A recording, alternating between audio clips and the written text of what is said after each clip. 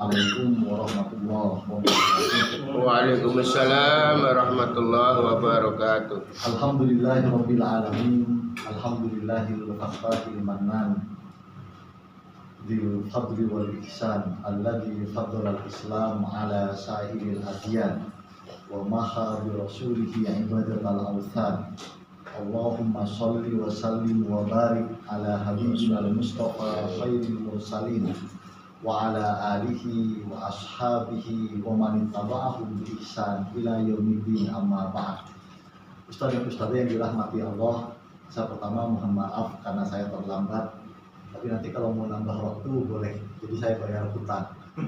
Karena yang di jadwal sebelumnya kalau udah nanya mau di stop itu kadang sulit gitu ya. Jadi kalau bilang 15 menit, 20 menit gitu. Hari ini insya Allah kita akan mengkaji tentang gerakan sholat menurut 4 madhab Ahlus Sunnah wal Jamaah. Seperti saya sampaikan dalam yang kajian sebelumnya bahwa keilmuan Islam itu, keilmuan syariat itu sebenarnya seperti bangunan.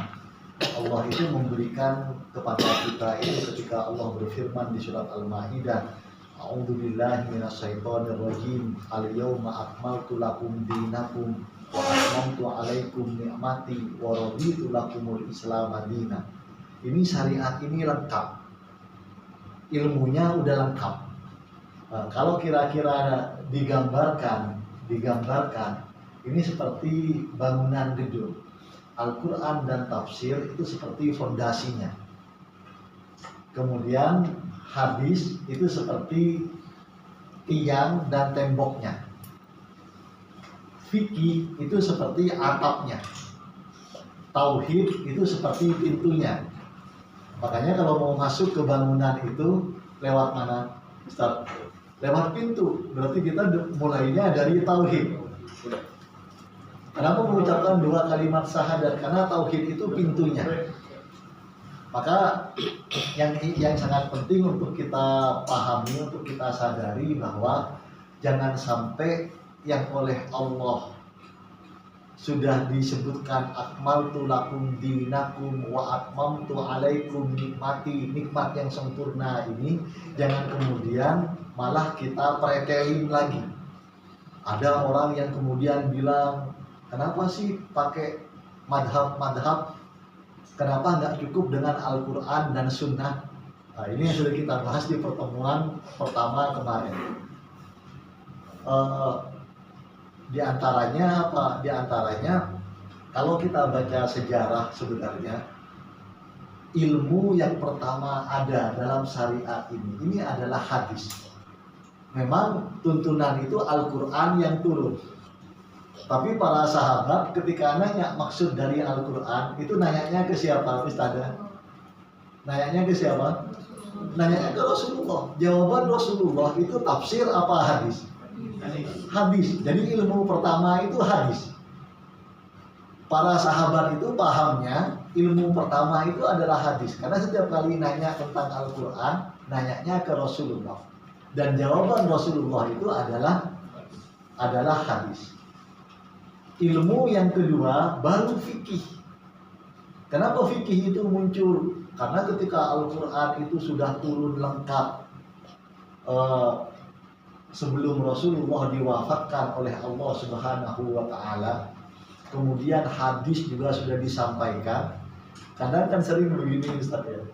Misalnya kalau kita menjelaskan suatu syariat, karena kita menjelaskan ilmunya, maka kita menjelaskan dengan dalilnya.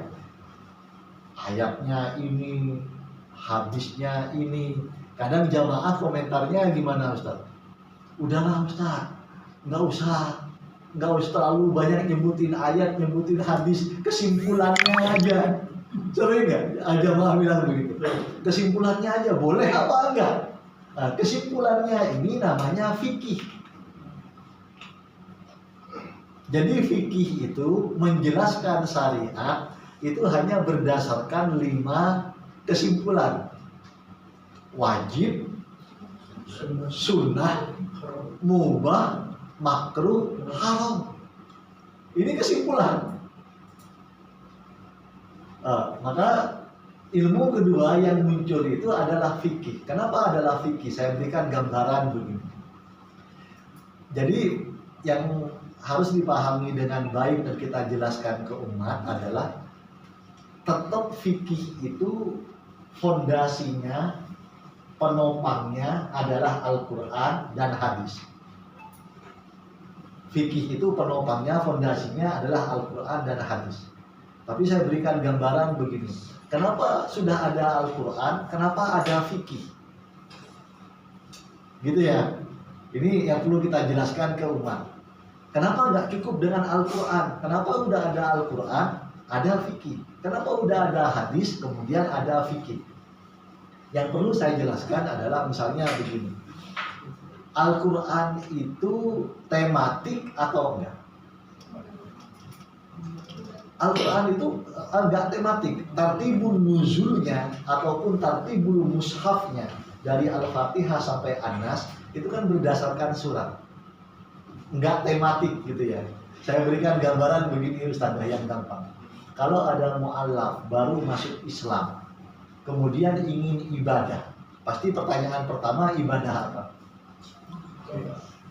Ibadah sholat. Setelah syahadat dia pasti nanya, gimana caranya sholat? Untuk sholat harus apa Ustaz?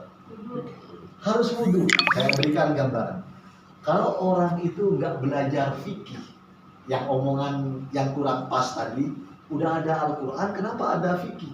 Kenapa nggak cukup dengan Al-Quran? Saya berikan gambaran. Orang masuk Islam, ibadah pertama yang dia bayangkan adalah sholat. Ya, untuk sholat harus wudhu. Sekarang kalau kita ingin wudhu, di Al-Quran ada di surat Al-Maidah ayat 6. Ketika Allah Subhanahu wa taala berfirman, "A'udzubillahi minasyaitonirrajim, ya ayyuhalladzina amanu idza qumtum ilas shalah farsilu wujuhakum wa aydiyakum ilal marafiq wamsahu bi ru'usikum wa arjulakum ilal ka'bain." Ya. Ada ya ayat tentang wudu. Tapi bayangkan kalau nggak ada fikih, belajar tafsir untuk nyampe ke Al-Maidah ayat 6 itu butuh waktu berapa lama? Bisa dipahami Ustaz ya? Al-Fatihah 7 ayat. Al-Baqarah 286 ayat, 293. Ali Imran 200 ayat, 493 ayat. An-Nisa 176 ayat, 669 ayat. Al-Maidah ayat ke-6, 675 ayat. Kebayang ya Ustaz ya? Jadi kalau orang mau sholat, belajarnya itu dari tafsir, berarti harus ngaji 675 ayat. Kalau ngajinya sepekan sekali, kayak masjid-masjid di Jakarta, setiap kalinya 1 ayat, berarti butuh 675 pekan. Rumah api. Bisa dipahami ya Ustaz ya? Tapi kalau fikih apa? Kalau kita belajar fikih, bab pertama apa? Kitabut Thaharah.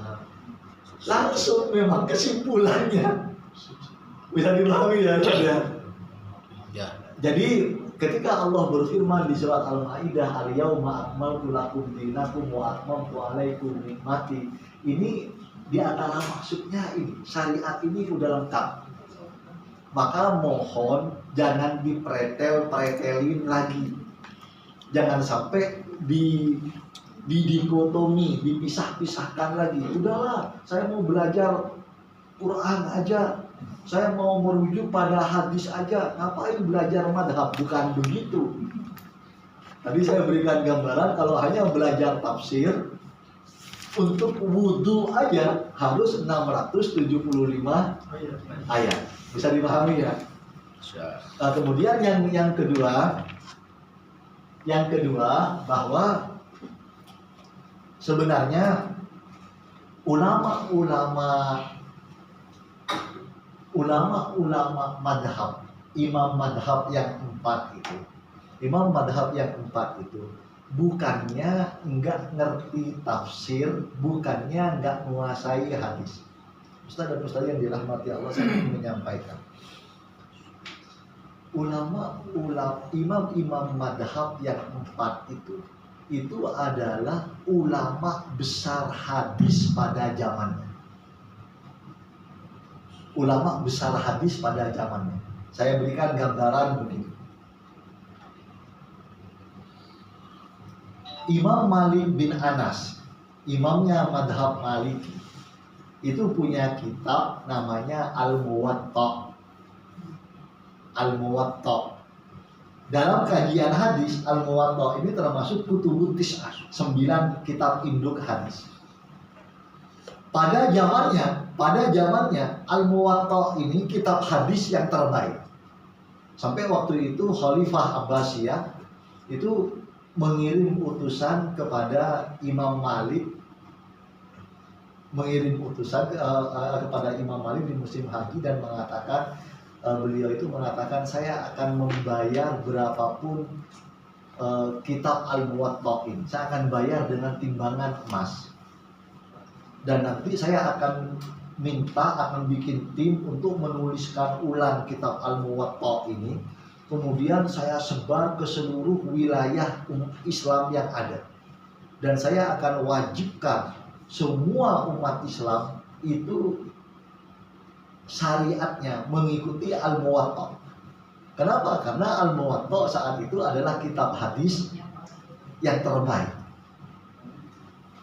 Ini misalnya madhab Maliki. Madhab Syafi'i, Imam Muhammad bin Idris As-Syafi'i. Saya berikan gambaran dulu. Saya itu sering aneh kalau orang itu ada yang mengatakan begini, kenapa pakai madhab Syafi'i? Kenapa nggak langsung ke Sahih Bukhari dan ke Sahih Muslim? Misalnya Ustaz ya, kalau ada yang mengatakan begitu ya Ustaz ya, yang harus dipahami begini. Ini saya tulisnya di mana ya? Yang harus dipahami begini, tapi mohon bisa dicatat kalau nggak ada apa-apa. 4 imam madhab ini beda masa dengan masa keemasan hadis Imam Bukhari dan Imam Muslim. Jadi duluan imam madhab ini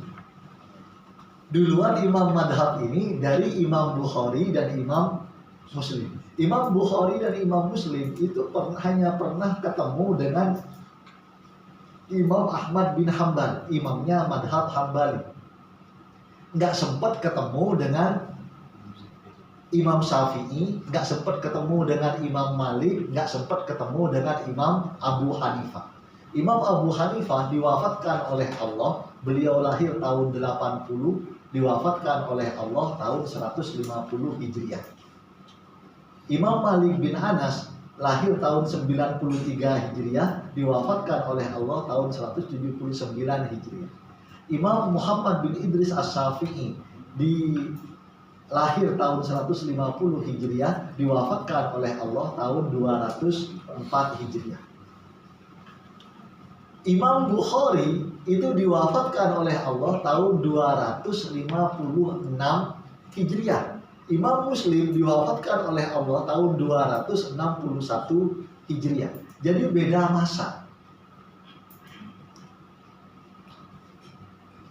Maka kita orang nggak pas kalau nanya, madhab ini udah mapan duluan, udah rapi duluan sebelum lahirnya Imam Bukhari dan Imam Muslim. Beda masa. Pertama itu. Kemudian yang kedua, kalau kita baca sejarah, guru utama dari Imam Bukhari itu adalah 2 murid kesayangannya Imam Syafi'i. Imam Syafi'i itu punya murid-murid kesayangan. Di antaranya siapa? Imam Ahmad bin Hanbal. Makanya Imam Syafi'i itu ketika meninggalkan Irak, kemudian kan Imam Syafi'i itu kaul kodingnya di Irak, kaul jadidnya di Mesir. Ketika Imam Muhammad bin Idris Asy-Syafi'i meninggalkan Irak, beliau itu kemudian mengatakan, "Mataroktu Irak, mataroktu fil Irak, rojulan afqah wa azhad min Ahmad bin Hanbal." Saya tidak meninggalkan di Irak orang yang lebih menguasai syariat, afqah, lebih paham fikih, wa azhar, dan lebih zuhud, lebih hati-hati orang, min Ahmad bin Hanbal, dari Ahmad bin Hanbal. Nah, jadi Imam Ahmad bin Hanbal ini murid kesayangannya Imam Syafi'i. Makanya Abdullah bin Ahmad bin Hanbal, putra Imam Ahmad bin Hanbal yang banyak meriwayatkan dari ayahandanya, itu pernah bertanya, "Wahai ayahanda, mengapa Anda itu bagaimana kedudukan Imam Syafi'i bagi Anda?" Apa kata Imam Ahmad bin Hanbal? Ma shallaitul faraid arba'ina sana illa da'autu li Muhammad bin Idris Asy-Syafi'i ba'dah. Saya itu nggak pernah sholat fardu selama 40 tahun, kecuali setelahnya saya khusus mendoakan guru saya Muhammad bin Idris Asy-Syafi'i. Ini dekatnya Imam Ahmad dengan Imam Syafi'i. Jadi Imam Ahmad bin Hanbal ini murid kesayangannya Imam Syafi'i. Imam Bukhari mengatakan guru utama saya adalah Imam Ahmad bin Hanbal. Jadi Imam Bukhari sendiri mengatakan guru utamanya Imam Ahmad. Imam Ahmad ini murid kesayangannya Imam Syafi'i. Murid kesayangan Imam Syafi'i yang lain namanya Imam Ishaq bin Rahawi. Imam Ishaq bin Rahawi. Siapa Imam Ishaq bin Rahawi ini? Imam Ishaq bin Rahawi ini guru utamanya Imam Bukhari juga. Makanya kalau kita baca sejarah Imam Bukhari, Imam Bukhari itu kenapa Imam Bukhari menulis Sahih Bukhari? Suatu kali beliau itu bermimpi dituntun oleh Rasulullah. Dan Rasulullah itu memerintahkan Muhammad bin Ismail al-Bukhari, Imam Bukhari, untuk jalan di belakang beliau, dan tapak kakinya diperintahkan persis ngikutin tapak kaki Rasulullah. Akhirnya Imam Bukhari ini karena beberapa malam mimpi ini, beliau kepikiran. Dan kalau kita baca sejarah, Imam Bukhari itu kemudian datang kepada guru utamanya Imam Ishaq bin Rahawi dan menyampaikan mimpinya. Kemudian Imam Ishaq itu dengan terharu mengatakan, "Ya Muhammad bin Ismail, ikhtaraka Rasulullah sallallahu alaihi wasallam ala tanqiyati sunnati." Wahai Muhammad bin Ismail, Rasulullah itu sudah memilihmu untuk memverifikasi, untuk menyaring sunnahnya. Makanya Imam Bukhari yang pertama menulis Al-Jami As-Sahih, yang benar-benar beliau udah hafal dari 600.000 hadis. Beliau saring hadisnya menjadi 7.275 hadis yang ada di Sahih Bukhari. Kenapa? Karena dibimbing oleh gurunya Imam Ishaq bin Rahawi. Imam Ishaq bin Rahawi ini murid kesayangannya Imam Syafi'i. Jadi kalau ada orang yang mengatakan begitu, itu sebenarnya nggak pas. Kalau kita paham bangunan keilmuan Islam, sejarah keilmuan Islam, maka kita akan sadar bahwa syariat ini udah sempurna, udah lengkap. Akmaltu lakum dinakum wa atmamtu alaikum nikmati. Jangan dipretel-pretelin lagi. Apa itu? Yang penting ikut madhab, nggak usah ikut hadis. Loh, kan udah ada Quran, udah ada hadis, Sahih Bukhari, Sahih Muslim. Ngapain ikut-ikut madhab? Nah, ini nggak pas, gitu ya.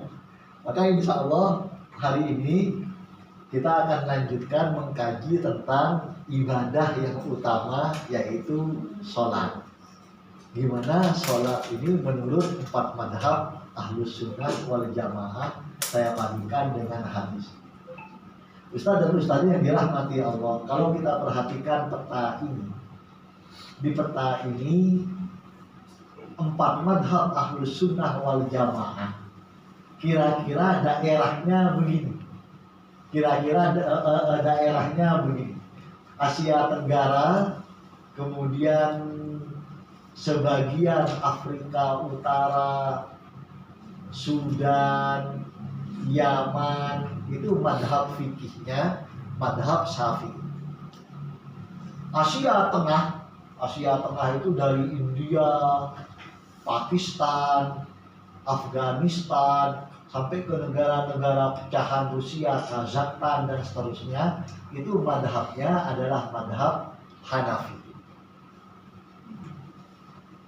Negara-negara teluk, Arab Saudi, Oman, Qatar, Kuwait, Emirat, apalagi negara-negara teluk, itu madhabnya fikih Hambali. Yang ad-duwal al-maghribiyah, negara-negara Islam di barat yang agak-agak dekat Eropa, Aljazair, Libya, Maroko, itu madhab fikihnya madhab Malik. Yang menarik apa? Kalau saya sedang membimbing jamaah haji atau jamaah umroh, ini kan yang nemenin ustaz sekalian ini ada Pak Habibie tadi ya. Pak Habibie itu sebelum ini tugas di Al-Azhar itu di KBIH, di mengurus jamaah haji. Jadi kalau saya lagi umroh atau haji, yang ngurusin itu Pak Habibie itu. Kalau kita haji atau umroh, ini kita ketemu dengan ini. Saya sering gampangnya saya sampaikan kepada jamaah. Kalau ingin tahu itu dari negara mana, di antaranya mungkin kalau yang udah lama di Arab bisa paham dari bajunya, jubahnya orang Teluk, gamisnya orang Teluk dengan gamisnya orang Maroko itu beda, dengan gamisnya orang Turki itu beda. Itu bisa kelihatan dari itu. Tapi saya bilang, kalau kita enggak pernah tinggal di Arab, kita nggak tahu. Tapi kita bisa tahu dari cara sholatnya. Misalnya kita itu bisa tahu ini dari negara mana, itu dari cara sholatnya. Karena madhab fikih itu dalam peta dunia Islam, negara itu sudah kelihatan mayoritas madhab fikihnya apa. Jadi sholat itu sebenarnya bisa membuat kita kenal, oh ternyata begini. Makanya kalau yang nggak ngaji ini biasanya sering jamaah umroh, jamaah haji itu komentar pas habis sholat di Masjidil Haram, di Masjid Nabawi, sambil jalan bareng ke hotel, itu sering bilang, Ustaz, kok tadi yang di samping saya sholatnya begini ya? Sering komentar begitu. Jamaah itu sering komentar begitu. Kalau di Indonesia kan paling yang rame apa? Kalau sholat subuh ada yang kunut, ada yang enggak kunut. Tapi itu dulu sering rame. Sekarang sudah enggak ada yang rame begitu. Karena antara yang kunut sama yang enggak kunut, sholat subuhnya sama-sama banyak yang kesiangan. Jadi yang kunut pun akhirnya malu mau kunut. Pura-pura sholat suruh apa sholat duha. Yang enggak pakai kunut gitu ya. Kalau dulu masih sering rame. Maka Ustaz dan Ustazah yang dirahmati Allah, hari ini kita akan mengkaji tentang ibadah yang utama ini. Kalau kita sholat, ketika Rasulullah SAW bersabda, "Shollu kama ra'aitumuni usolli." Sholatlah kalian sebagaimana kalian melihatku sholat. Yang harus kita pahami, syariat sholat itu turun ketika kapan? ketika Isra Mi'raj, sebelum Rasulullah hijrah dari Mekah ke Madinah. Maka kalau ustadz dan ustadzah oleh Allah diberikan kehormatan, kesempatan mulia untuk umroh dan haji, kita itu tahu kenapa ada namanya Masjid Qiblatain. Masjid yang mihrabnya dua, bertolak belakang. Kenapa? Karena memang sholat itu perintahnya sebelum hijrah. Awalnya menghadap ke Baitul Maqdis. Kalau kita baca surat Al-Baqarah ayat 144, ketika Allah Subhanahu wa taala berfirman, "A'udzubillahi minasyaitonir rajim. Qad nara taqalluba wajhika fis sama." Apa lanjutannya? "Falan walliyannaka qiblatan tardaha. Hawalli wajhaka satrul masjidil haram." Berarti awalnya kenapa ada Masjid Qiblatain? Kenapa ada Al-Baqarah ayat 144? Berarti awalnya kiblat itu, sholat itu kiblatnya bukan ke Ka'bah, tapi ke Baitul Maqdis. Nah, yang harus kita pahami ketika Rasulullah bersabda, "Shollu kama ra'aitumuni usolli." Yang harus kita pahami pertama adalah berarti Rasulullah ini sholat belasan tahun. Bisa dipahami ya Ustaz dan Ustazah ya. Rasulullah ini sholat belasan tahun. Jadi kalau dihitung-hitung Rasulullah itu sholat kira-kira 15 tahun.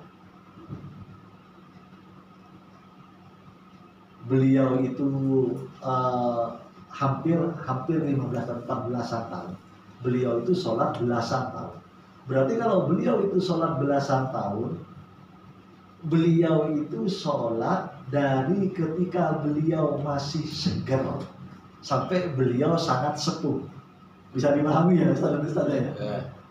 Berarti kalau sholat itu belasan tahun dengan kondisi kesehatan yang berbeda, mungkin enggak ada perbedaan gerakan. Itu yang harus dipahami. Poin pertama yang harus dipahami itu. Sehingga kemudian kenapa walaupun perintahnya satu, shollu kama ra'aitumuni usolli. Kenapa gerakan sholat itu banyak versi? Karena sholatnya enggak sekali. Bisa dipahami ya saudara ya? Sholatnya itu belasan ribu kali dan itu belasan tahun. Dari mulai usia beliau 50-an tahun sampai beliau diwafatkan oleh Allah 63 tahun. Belasan tahun beliau sholat dengan kondisi kesehatan yang berbeda-beda. Yang kedua yang harus dipahami, kenapa perintahnya satu, shollu kama ra'aitumuni usolli, kok ada madhab dalam gerakan sholat? Kok ada perbedaan? Ustaz dan Ustaznya bilang, mohon perhatikan hadisnya. Shollu, apa lanjutannya? Kama ra'aitumuni usolli. Berarti yang menceritakan sholat Rasulullah siapa? Para sahabat ya. Karena kama ra'aitumuni usolli. Sekarang bayangkan, kalau Rasulullah, berarti kan Rasulullah jadi imam terus. Ya, para sahabat ngelihat dari belakang. Ngelihat dari belakang, antara belakang yang pas di samping sini sama yang samping jauh sana Beda. kira-kira persis sama atau ada perbedaan sudut pandang? Beda. Bisa dipahami ya? Bisa dipahami ya? Nah, ini dua hal yang sangat penting untuk kita pahami.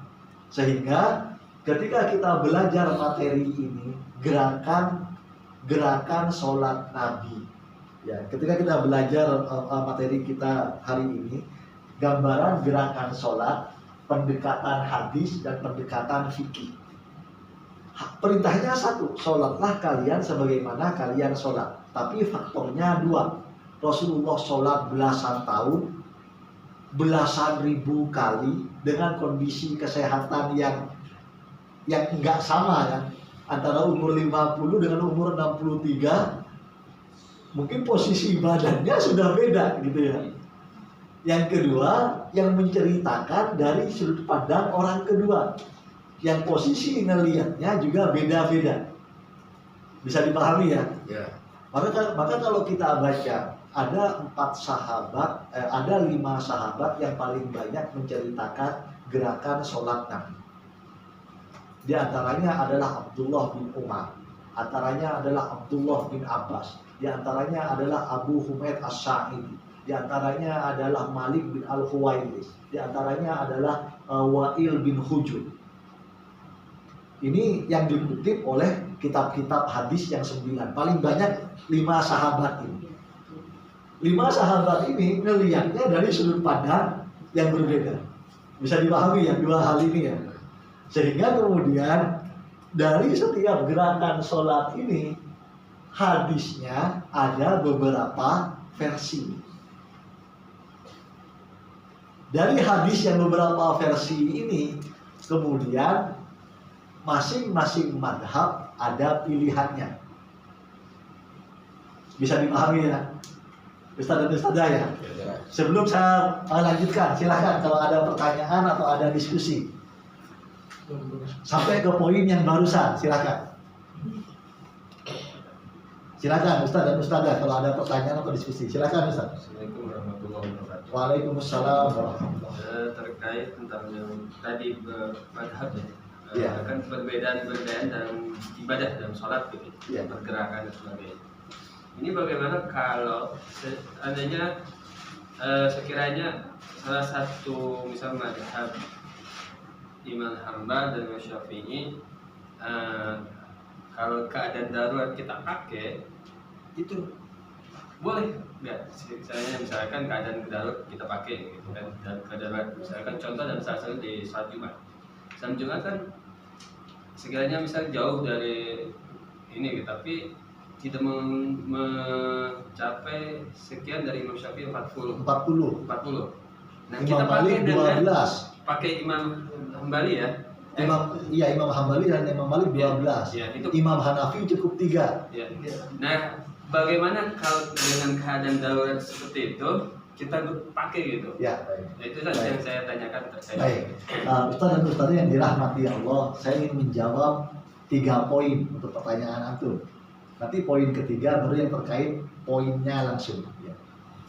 Poin yang pertama, idealnya. Kenapa kita ngaji ini? Kenapa kita ngaji?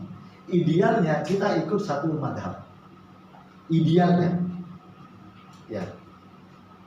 Idealnya kita itu ikut satu madhab. Makanya kita ngaji biar kita tahu sebenarnya madhab yang saya ikutin ini apa pilihannya. Idealnya, gitu ya. Yang kedua, kalau nggak ikut satu madhab sah atau enggak? Itu poin yang kedua yang ingin saya jelaskan. Kalau nggak ikut satu madhab itu sah. Kalau pertama kita tahu dalilnya. Kita tahu dalilnya, kemudian kita ikut madhab lain karena kita itu merasa lebih khusyuk dengan dalil yang diikuti oleh madhab lain. Itu boleh. Yang kedua, kalau keadaan itu darurat, misalnya apa? Kalau kita baca surat An-Nisa ayat 43, bahwa yang membatalkan wudhu itu diantaranya aula mastumun nisa, ya. Imam Syafi'i lamasa itu artinya 2 dalam bahasa Arab. Lamasa itu artinya menyentuh dalam keadaan apapun, baik sengaja atau enggak sengaja, baik dengan syahwat atau enggak dengan syahwat, baik naksir atau enggak naksir, itu namanya lamasa, nyentuh dalam keadaan apapun. Tapi kalau Imam Malik, Imam Ahmad, lamasa itu adalah nyentuh dengan sengaja dan dengan ada serserannya, gitu ya, kalau kata orang Indonesia. Berarti kalau dalam madhab Maliki dan madhab Hambali, kalau nyentuh yang enggak sengaja enggak batal wudhu. Nyentuh sengaja pun kalau nggak ser-seran itu nggak batal wudhu. Maka yang saya maksud dengan poin kedua, darurat gimana? Misalnya tawaf. Kalau tawaf bisa nggak Ustaz kita menghindari bersentuhan? Sulit. Kalau saya bawa jamaah umroh atau haji, sering yang ibu-ibu itu diposisikan di tengah, yang bapak-bapak dan yang laki-laki muda diposisikan di pinggir untuk memagari. Karena kan jamaah kita kan posturnya kalah sama jamaah Turki, sama jamaah Iran, sama jamaah Afrika. Kalau kebentur-bentur apalagi ibu yang sepuh itu harus dilindungi memang. Nah, itu untuk nggak bersentuhan kan sulit. Nah, dalam keadaan begitu, walaupun kita nggak tahu dalilnya, itu boleh. Ya, jadi cukup dijelaskan oleh satu orang itu nggak batal wudhu. Karena dalam hadis sahih Rasulullah itu pernah bersabda, at-tawafu kas-shalah. Tawaf itu sama dengan sholat. Bedanya apa? Bedanya hanya dalam tawaf itu diperbolehkan doa yang lain dan diperbolehkan ngomong. Yubahu fihi al-kalam. Makanya kalau dalam tawaf ustadznya pembimbingnya kan sering bilang Subhanallah walhamdulillah wala ilah. Hati-hati ibu, hati-hati pak, jangan ngomong. Kalau dalam sholat imamnya ngomong batal apa? Batal. Maka maksudnya tawaf itu harus dalam keadaan suci, hadas besar, hadas kecil. Tapi kalau sepenuhnya ikut madhab Syafi'i, satu putaran batal wudhu, ke toilet, wudhu lagi, balik lagi baru 2 putaran batal lagi, dan tawafnya malah nggak usah, awas nyentuh, misalnya kan nggak usah. Maka dalam keadaan itu boleh pindah, boleh ikut madhab yang lain. Ya gitu ya, gitu. Kemudian yang ketiga terkait pertanyaan antum tadi, kalau usul saya kita balik ke yang pertama. Dalam kondisi tadi, misalnya antum dalam safar berhenti di rest area Jumatan, adanya cuma 4 orang, mau Jumatan apa mau sholat duhur? Bisa dipahami ya Ustaz ya. Sebenarnya kalau mau Jumatan berarti ikut madhab Hanafi, karena madhab Hanafi itu Jumatan itu sah dengan 3 orang. Ya, Jumatan itu sah dengan 3 orang. Madhab Hambali, madhab Maliki sah dengan 12 orang. Madhab Syafi'i sah dengan 40 orang. Nah, tapi dalam yang antum tanyakan, apa di madhab Syafi'i nggak ada solusi? Ada solusinya, sholat duhur. Solusinya sholat duhur. Bisa dipahami ya Ustaz ya? Wallahu a'lam bishawab, tapi ini sebatas ilmu yang saya pelajari. Enggak, ini kan cuma contoh ya. Kalau antum madhabnya Hanafi, ya antum istiqomah dengan madhab Hanafi. Kalau antum memang madhabnya Maliki, istiqomah dengan madhab Maliki. Cukup ya, kita lanjut ke sini ya. Ya, Ustaz, ya silakan. Silakan Ustaz. Waalaikumsalam. Iya. Iya. Gimana hukumnya ketika kita di sekarang itu kita tidak memberitahu nih kiblatnya ke arah mana gitu ya. Terus kita udah sholat, terus tiba-tiba ada temennya, kamu udah ke situ salah gitu kan. Nah itu apakah sholat kita harus kita ulang lagi atau tidak perlu kita ulang kembali? Iya, baik. Ustaz dan Ustazah yang dirahmati Allah, maka dalam hadis sahih Rasulullah itu bersabda, "Da' ma yuribuka ila ma la yuribu." Tinggalkan apa yang meragukanmu, pilihlah apa yang tidak meragukanmu. Maka kemudian dari hadis sahih ini ulama-ulama fikih membuat kaidah. Kaidahnya diantaranya apa? Al-yakinu la yuzalu bisyakki. Yang yakin itu nggak bisa dianulir dengan keraguan. Nah, maka pertanyaannya begini. Tadi sebelum menentukan arah kiblat itu sudah ada usaha atau enggak? Sudah ada usaha nggak untuk menentukan arah kiblat? Usahanya apa? Kalau dengan teknologi sekarang ada aplikasi kompas, misalnya. Atau kalau bisa dengan nanya ke penduduk setempat. Jadi GPS itu bukan hanya teknologi. Kalau lagi nyasar pakai GPS juga, guide penduduk setempat. Nanya ke penduduk setempat. Kalau udah melakukan proses ini, kemudian sudah yakin kiblatnya dan ada yang mengatakan, maka itu nggak perlu sholat lagi. Karena tadi sudah al-yakin. Bisa dipahami ya. Tapi kalau misalnya nggak ada usaha sebelumnya, cuma nebak-nebak, ternyata salah, maka itu sholat lagi. Karena sholat yang pertama itu tidak berdasarkan al-yakin. Kalau sudah al-yakinu la yuzalu bisyakki. Itu ya. Tadi kan salah satu dari perbedaan mazhab karena perbedaan sudut pandang ya. Ya.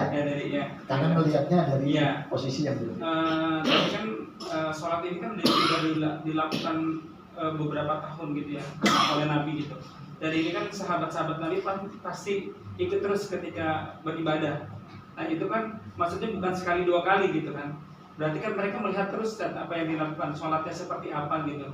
Mungkin kalau tiap hari dilakukan, kalau untuk perbedaan itu mungkin bisa gitu, bisa diminimalisir gitu kan. Karena ini dilakukan sama Nabi setiap hari gitu. Kenapa bisa terjadi perbedaan seperti itu? Terus yang kedua, apakah ini kan ibadah yang Allah wajibkan kepada umatnya sampai? Apakah ketika itu Nabi nggak ada pertemuan gitu untuk bilang bahwa untuk melaksanakan sholat ini nanti tata caranya seperti ini gitu. Jadi sahabat-sahabat ini nggak menerka seperti ini sholatnya gitu. Jadi ada pelatihan sholat gitu. Ya baik. Ya. Ustaz dan Ustazah yang dirahmati Allah. Jadi saya akan jawab dari poin yang kedua terlebih dahulu. Justru karena sholat ini ibadah yang utama, maka Rasulullah itu membuka kesempatan itu. Saya berikan contoh ya, tapi nanti akan kita bahas. Dua-duanya hadisnya itu hasan sahih. Dua-duanya hadisnya hasan sahih. Rasulullah itu ketika akan sujud itu pernah lutut dulu, pernah tangan dulu. Ini kalau Ustaz ini kalau sujud lutut dulu apa tangan dulu? Yang dia lakukan lutut dulu. Asal jangan kepala dulu. Ya, mungkin. Iya. Jadi ada yang lutut dulu, ada yang tangan dulu. Ada yang tangan dulu. Ini kan diceritakan oleh para sahabat yang antum tanya tadi ya, Tapi kenapa Rasulullah itu walaupun para sahabat itu berulang-ulang melakukan sholat, Rasulullah itu kok tidak memberikan satu versi? Sekarang saya mau nanya, semua orang sholat, kira-kira lututnya semuanya sehat atau ada yang sehat, ada yang sakit? Belum tentu ada yang sakit. Bisa dipahami Ustaz ya? Bisa dipahami ya? Kalau yang lututnya sehat, kira-kira lebih enak lutut dulu apa tangan dulu? Lutut dulu.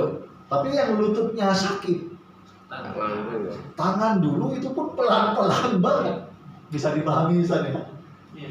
Jadi justru karena sholat ini ibadah yang utama, maka di antara hikmahnya Rasulullah itu memberikan teladan yang saya sampaikan tadi. Dengan usia beliau yang tentang sholatnya itu belasan tahun, kesehatan beliau yang berbeda, ini merupakan rahmat bagi kita, sehingga dalam keadaan kesehatan dan kondisi fisik kita apapun juga, kita bisa sholat dengan sempurna seperti yang dicontohkan oleh Rasulullah. Ketika lututnya nggak sakit, Contohnya mau lutut dulu dicontohkan oleh Rasulullah. Ketika lututnya sakit, hati-hati tangan dulu dicontohkan oleh Rasulullah Shallallahu Alaihi Wasallam. Jadi bukannya Rasulullah nggak tahu gitu saja. Ada yang tangan dulu, ada yang lutut. Rasulullah tahu, tapi Rasulullah membiarkan itu. Di antara hikmahnya itu. Kemudian yang poin pertama, Ustadz dan Ustadzah yang dirahmati Allah, nanti kita akan belajar langsung. Sebenarnya perbedaan-perbedaannya itu sedikit. Perbedaan-perbedaannya itu bukan signifikan. Nah, kita langsung masuk aja ya. Kita langsung masuk. Misalnya apa? Kalau kita sholat, gerakan yang pertama apa? Takbiratul ihram. Takbiratul ihram. Dalam hadis-hadis yang sahih dan hasan ada 3 versi. Ada 3 versi. Yang pertama, takbiratul ihram itu setinggi pundak. Allahu Akbar. Maksud saya bukan sambil megang mic ya. Jangan diperhatikan nanti takbiratul ihram megang mic. Ini cuma karena saya harus megang mic. Jadi Allah setinggi pundak. Allah itu kan nggak dipegang malah jatuh. Allahu Akbar. Ini hadis sahih. Di antaranya riwayat Imam Bukhari, Imam Muslim, dan sejumlah imam hadis yang lain. Abdullah bin Umar radhiyallahu anhuma menceritakan, karena Rasulullah Shallallahu Alaihi Wasallam idza qama ila shalah rafa'a yadayhi hatta yakuna hadwa mankibaihi. Rasulullah itu kalau sholat, beliau itu mengangkat kedua tangan beliau. Kalau memulai sholat, mengangkat kedua tangan hatta yakuna, sampai kedua tangannya ini hadwa, sejajar, mankibaihi, dengan kedua pundak beliau. Ini hadis sahih. Tadi sholatnya belasan tahun, belasan ribu kali, kondisi kesehatannya beda. Hadis yang kedua diantaranya diriwayatkan oleh Imam Muslim.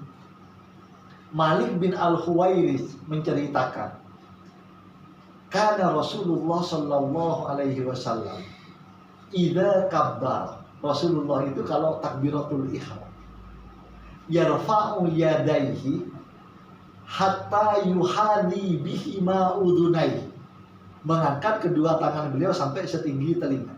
Allahu Akbar. Hadisnya sahih.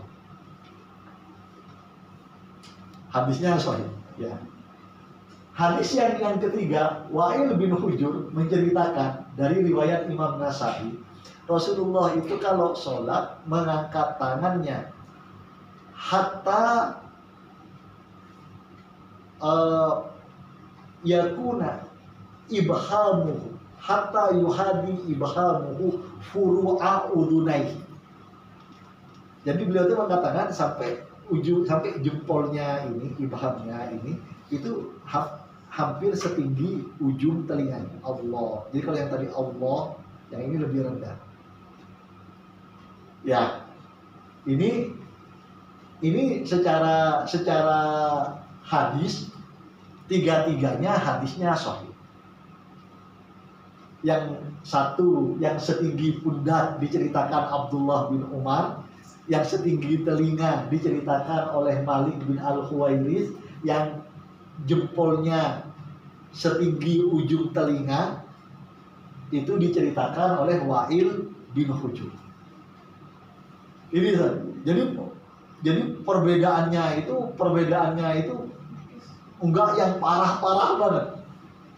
Yang saya sampaikan tadi faktornya 2, karena sholatnya belasan tahun, belasan ribu kali dengan kondisi kesehatan yang berbeda-beda, sehingga wajar begini. Ya, itu yang ditanya oleh antum tadi. Boleh nggak pindah madhab, ikut madhab yang ini? Kalau darurat boleh, bisa. Tapi yang nggak boleh dibilang ustadzah barusan, jangan sampai salah paham begini. ini kan hadisnya sahih semua. Ya udahlah saya praktekkan semua. Allahu Akbar. Nah, bukan gitu maksudnya. Makanya kenapa harus ikut madhab? Kenapa ikut madhab? Karena kalau saya mohon maaf ya, tetap poin kita Quran, hadis, fikih jangan dipretelin lagi. Ini satu kesatuan karunia Allah. Akmaltu lakum dinakum wa atmamtu alaikum nikmati. Ya, maksud saya begini. Kalau orang belajar hadis terus punya pikiran ini mempraktekkan semua, kan malah bingung Ustaz. Bisa dipahami ya? Bisa dipahami. Ini yang 3 versi. Sekarang dalam fikih 4 madhab,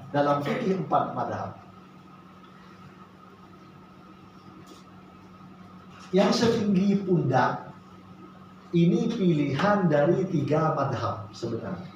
Saya nggak tahu Ustaz ini mayoritas yang mana ini? Atau pada nggak berani ngaku? Syafi'i saya Pak. Enggak. Bukan Syafi'i, bukan enggaknya. Prakteknya yang mana ini kalau yang 3? Telinga ini. Yang kedua ya. Ya. Saya ceritakan. Tadi antum bilang Syafi'i tapi setinggi telinga. Mohon baca Al-Um. Al-Um itu kitab fikihnya siapa? Imam Syafi'i langsung. Di Al-Um, Imam Syafi'i itu milih yang pertama. Iya.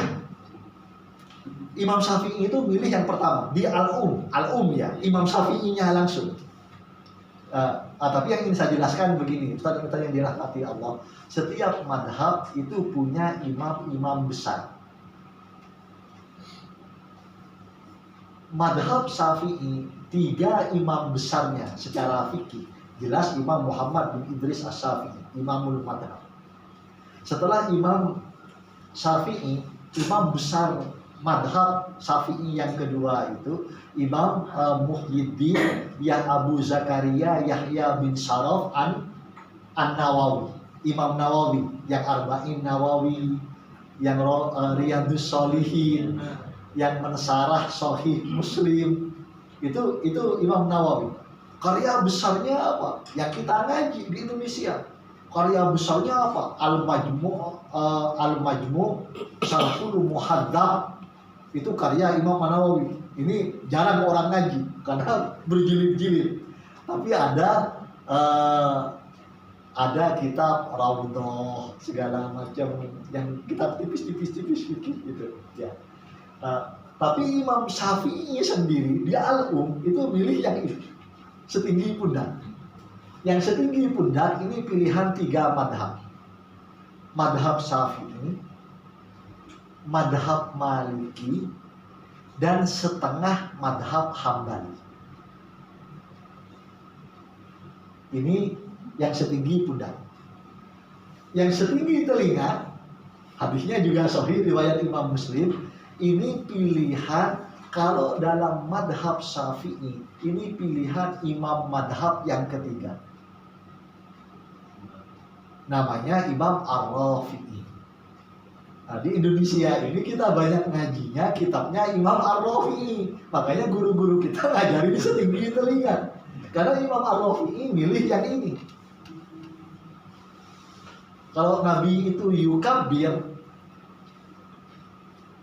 yarfa'u yadaihi hatta yuhadi udunaihi, setinggi telinga. Ini pilihan dari Imam Ar-Rafi'i. Jadi begini, kalau madhab Syafi'i secara fikih ya, memang seperti Imam Abu Hamid Al-Ghazali, Hujjatul Islam, Shahihul Ihya, itu beliau memang madhab Syafi'i juga. Tapi secara fikih rankingnya masih di bawah yang 3 itu. Imam Muhammad bin Idris As-Syafi'i sendiri, Imam Nawawi, dan Imam Ar-Rafi'i. Imam Ghazali kan banyak ke tasawuf, walaupun beliau punya Al-Mustasfa dalam usul fiqh dan seterusnya gitu ya. Yang setinggi telinga itu juga ada madhab Syafi'i. Makanya saya jelaskan ke antum, Boleh nggak ikut pendapat imam madhab yang lain? Boleh kalau tahu dalilnya.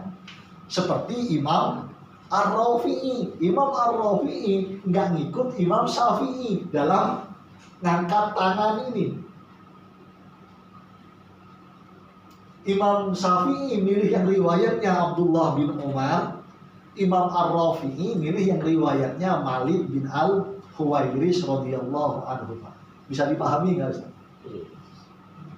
Padahal Imam Ar-Rafi'i ini imamul madhab as-salis fil madhab as-syafi, imam madhab yang ketiga rankingnya setelah Imam Syafi'i sendiri, Imam Nawawi. Kalau dalam madhab Hanafi, imam pertamanya itu Imam Abu Hanifah, jelas. Kemudian imam keduanya itu murid beliau Imam Abu Yusuf. Imam ketiganya itu Imam Muhammad bin Al-Hasan As-Saibani. Imam Syafi'i emang nggak pernah berguru langsung ke Imam Hanafi. Imam Syafi'i itu berguru langsungnya ke Imam Malik. Tapi kalau baca Al-Um, Imam Syafi'i itu banyak mengutip pendapat Imam Muhammad bin Hasan As-Saibani. Jadi kalau orang umatnya ngotot-ngototan, imam-imamnya aja saling berguru kok, saling belajar kok, gitu ya, bisa dipahami ya, saudara-saudara ya, gitu. Kalau yang setinggi ujung telinga ini pendapat sebagian pendapat madhab Hambali. Ketiganya hadisnya sahih. Ini yang pertama. Kemudian yang kedua, soal gerakan. Yang kedua, antara gerakan takbir dengan antara gerakan tangan dengan ucapan takbir itu gimana? Kalau yang banyak bareng. Wah, ini baru benar. Ini pilihan Imam Syafi'i. Iya. Jadi ada 3 hadis. Yang pertama diriwayatkan oleh Abu Humaid As-Sa'idi. Ini hadisnya sahih, riwayat Imam Bukhari, riwayat Imam Muslim, kemudian riwayat Imam Ibnu Majah. Abu Humaid As-Sa'idi menceritakan, kana Nabi sallallahu alaihi wasallam idza qama ila shalah. Idza qama ila shalah kabbara thumma rafa'a yadayhi. Nabi itu kalau sholat, beliau itu mengucapkan takbir, kabbar, Allahu Akbar, thumma rafa'a yadayhi, kemudian baru mengangkat tangan. Jadi Allahu Akbar,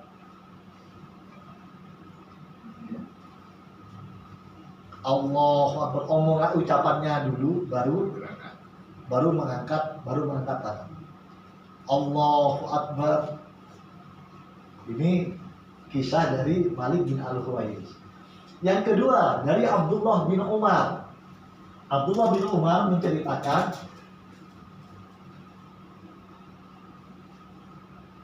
anna Nabi sallallahu alaihi wasallam idza ftataha shalah. Rasulullah itu kalau memulai salat, gitu ya. Beliau itu rafa'a yadaihi hina yukabbir. Katanya hina. Berarti apa? Mengangkat tangannya saat mengucapkan takbir. Antara gerakan tangan dengan ucapan takbir itu bersamaan. Jadi misalnya kalau tadi yang Imam Syafi'i dalam Al-Um, Allahu Akbar. Kalau Imam Ar-Rafi'i, Allahu Akbar. Ini sama-sama madhab Syafi'i. Ya, ini yang kedua ini yang dipilih oleh madhab Maliki, yang dipilih oleh madhab Syafi'i. Yang ketiga dalam hadis sahih riwayat Imam Muslim, Imam Abu Dawud, Imam Nasa'i, ada enggak yang gerakan tangan dulu, sebaliknya yang pertama Allahu Akbar, gerakannya dulu Ustaz. baru dia bilang Allahu Akbar. Ada nggak? Jarang di sini. Jarang. Yang banyak yang gimana Ustaz? Tak bareng. Yang bareng Allahu Akbar. Ya. Rata-rata bareng. Iya. Atau misalnya Allahu Akbar baru gerakan tangan. Ada yang Allahu Akbar. Nah, ini tiga-tiganya ada. Ustaz dan Ustaz yang dirahmati Allah, usul saya itu dua. Usul saya itu dua. Ini yang perlu kita ajarkan ke umat.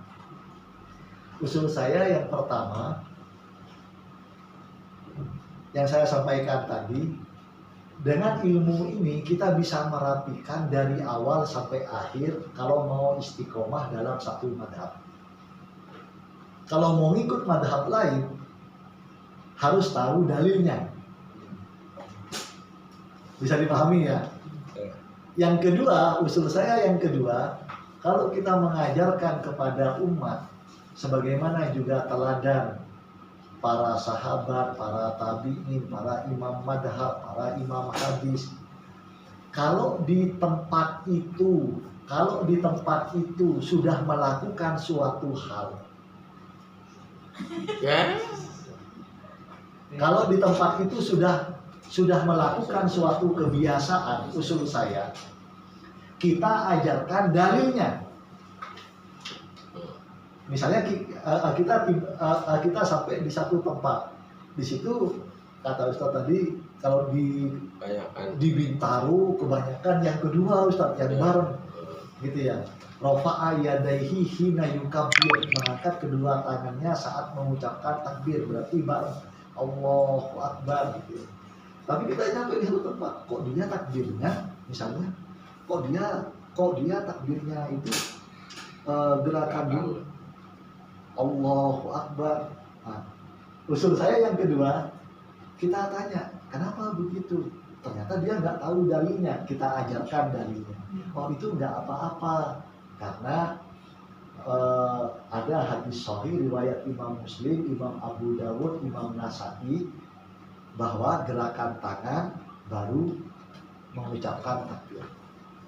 Gerakan tangannya sebelum mengucapkan takbir.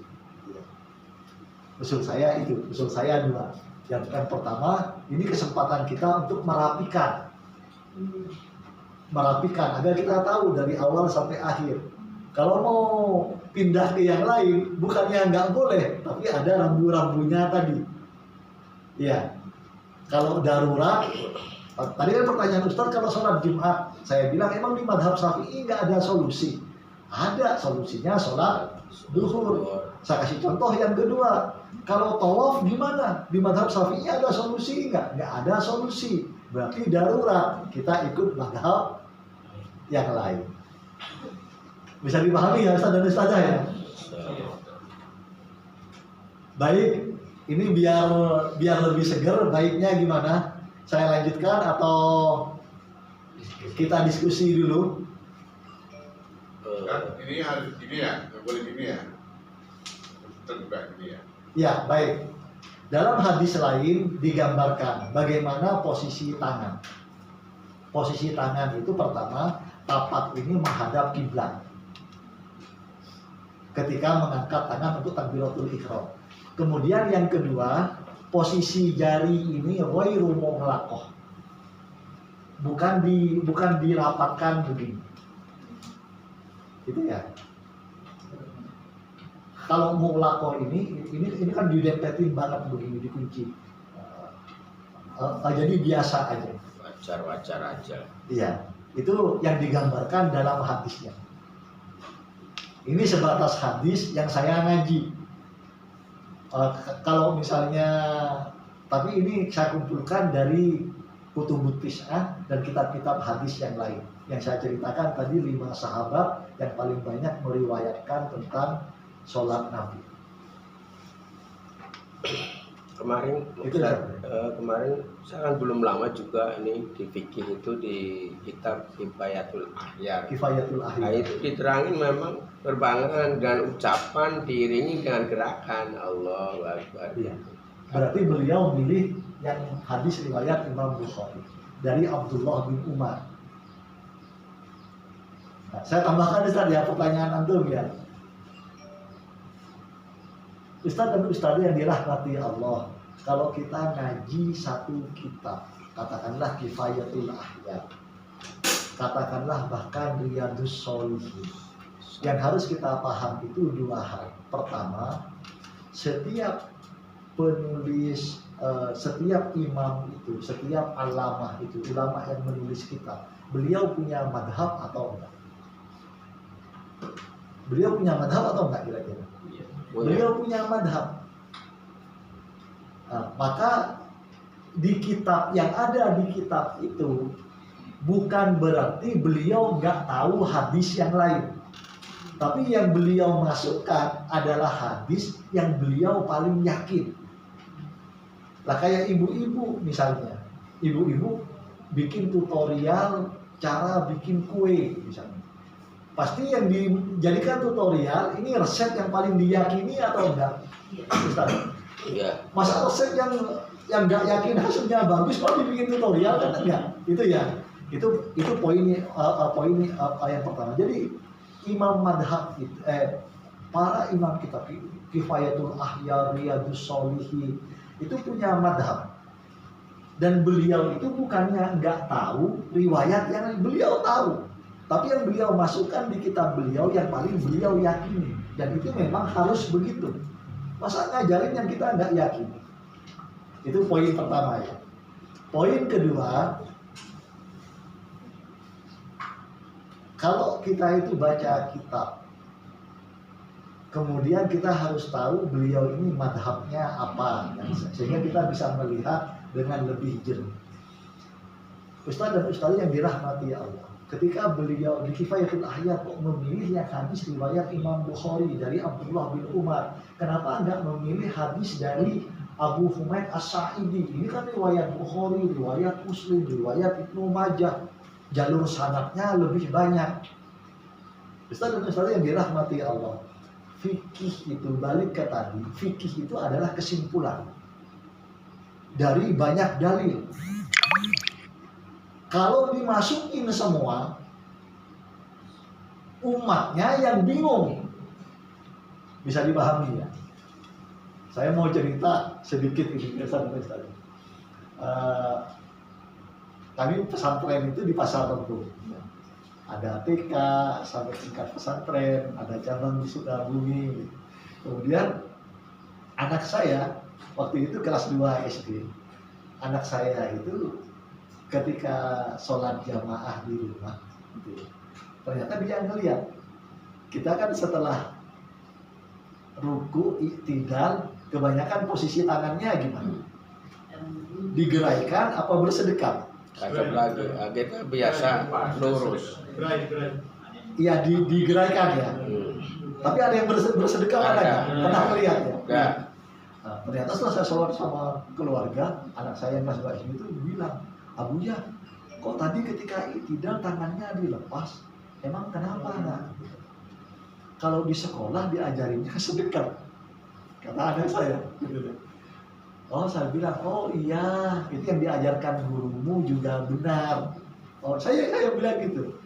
Masa saya bilang ke anak kelas 2 SD, nah kamu tahu nggak, gurumu itu ngajinya juga sama Abuya. Kan nggak mungkin kita bilang begitu. Bisa dipahami Ustaz ya? Jadi maksudnya kita nyampaikan syariat itu jangan malah bikin bingung umat.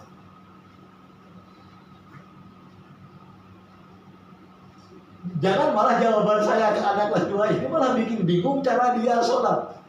Ketika dia diajarkan, saya bilang, oh iya itu juga benar. Rasulullah juga hadisnya sahih. Kemudian wa idza qama minar ruku wada'a yadayhi kama kana, hadisnya begitu, yang bersedekap itu. Dan ketika Rasulullah itu berdiri dari ruku, maksudnya iktidal, beliau kembali meletakkan tangan beliau kama kana. Kama kana maksudnya seperti sebelum ruku. Sebelum ruku posisi tangannya gimana? Bersedekap. Nah, maksud saya itu Ustaz, di Kifayatul Ahya itu bukannya beliau itu nggak tahu hadis yang lain, tapi beliau udah punya madhab, maka yang Maka, dipilih gitu. madhabnya. Kenapa riwayat yang lain yang beliau tahu itu nggak dimasukkan? Kalau dimasukkan, malah umatnya yang bingung, gitu ya. Konsumsi ini, kenapa ini diajarkan di majelis ini, di PMA? Karena antum semua ini ustadz dan ustadzah. Kalau ke anak kelas 2 ini saya ajarkan begini semua, bingung dia. Gitu ya. Ustadz, mohon maaf, tapi di situ ada alasan. Kalau kita begini ngelambe begini, karena bisa sampai Allah terus kita ngelambe begini kan, itu alasannya dikhawatirkan itu akan mengapa kita akan gerak tangannya lebih dari 2 kali. Iya. Nah, lah terus yang begini itu udah aman. Ya itu bisa. Alasannya begitu Itu. yang saya terima waktu di yang kita dengerin ngaji ya. Ya. Kita kan cupi Mbak, ngaji kuping. Ya, Gitu. jadi itu Ustaz, itu namanya madhab Ustaz. Dari beberapa riwayat yang ada, beliau milih yang beliau yakini. Maka maksud saya begini, yang kita ini harus paham. Pertama tadi, bukannya beliau itu nggak paham semua riwayat ini. Beliau menguasai semua riwayat ini. Semua imam-imam itu menguasai. Tapi yang beliau masukkan di kitab beliau, yang paling beliau yakini. Kenapa nggak dimasukkan semua? Kalau dimasukkan semua, umatnya yang bingung. Gitu ya. Sama seperti yang tadi saya contohkan, anak SD, yang udah dia ajarin di sekolahnya, sementara bersedekah udahlah. Sampai nanti dia ada masanya, dia akan belajar yang lengkap, sehingga dia bisa ngikutin madhabnya. Bisa dipahami ya. Selanjutnya, bagaimana cara bersedekah? Bagaimana cara bersedekah? Meletakkan tangan, ya, meletakkan tangan ketika bersedekah. Kalau dalam hadis-hadis yang sahih dan hasan, mohon Ustaz dan Ustazah perhatikan. Jadi kalau hadis itu sudah ada riwayat Bukhari atau Muslim, apalagi keduanya, nggak perlu diberi keterangan derajat hadisnya, karena sudah pasti sahih.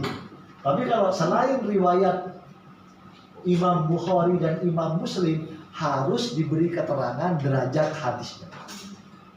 Ini hadis riwayat Ahmad sahih, hadis riwayat Ahmad sahih. Maksudnya karena kita memberikan tuntunan kepada umat, seperti yang pertanyaan antum tadi, ini kan ibadah yang utama, maka pijakannya harus benar-benar kokoh, gitu ya. Gitu. Untuk bersedekah ada 2 riwayat utama, ada dari Sahal bin Sa'ad, ada dari Halab At-Ta'i namanya. Menariknya begini, ini mayoritas madhabnya apa? Syafi'i ya. Benar ya, jangan habis kajian ini minta formulir dipindah madhab.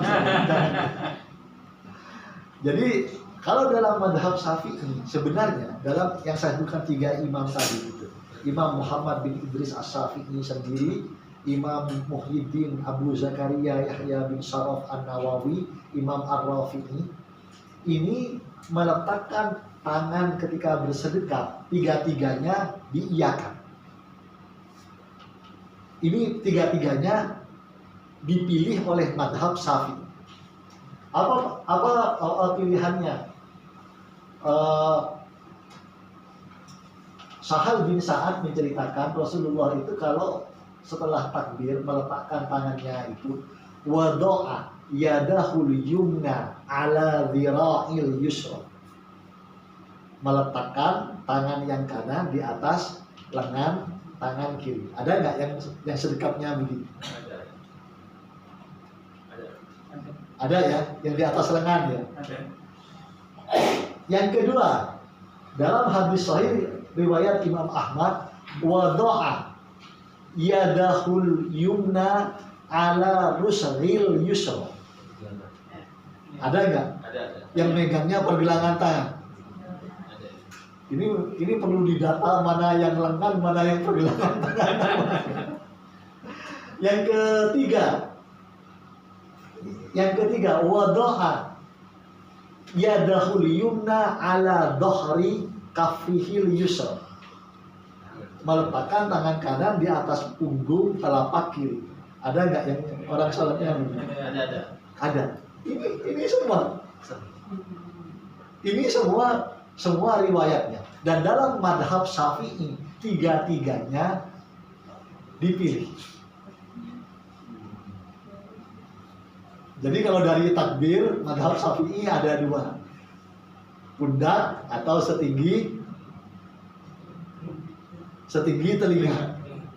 Ucapan takbir dengan gerakan tangan madhab Syafi'i bersamaan. Allahu Akbar, Allahu Akbar.